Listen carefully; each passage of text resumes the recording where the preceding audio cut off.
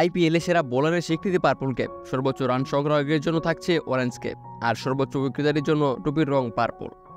আসরের শুরুর দিকে বাংলাদেশের মুস্তাফিজুর রহমানকে একাধিকবার দেখা গিয়েছে পার্পল ক্যাপ নিয়ে খেলতে। সেরার তালিকায় ফিজের আধিপত্য ছিল চোখে পড়ার মতোই।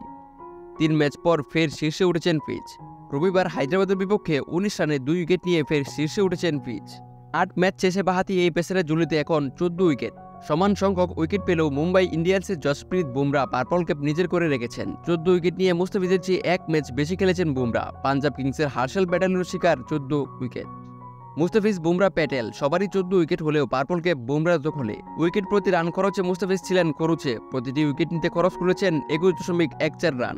ওভার প্রতি রান দিয়েছেন 10-এর কাছাকাছি। ফিজের তুলনায় বোলিংয়ে বেশ কৃপণ বুমরা। ভারতের এই বোলার 17.07 গড়ে নিয়েছেন 14 উইকেট, আর ওভার প্রতি খরচ করেছেন মাত্র 6.63 রান। আর এই কারণে 14 উইকেট পেয়েও পার্পল ক্যাপ বুমরার দখলে।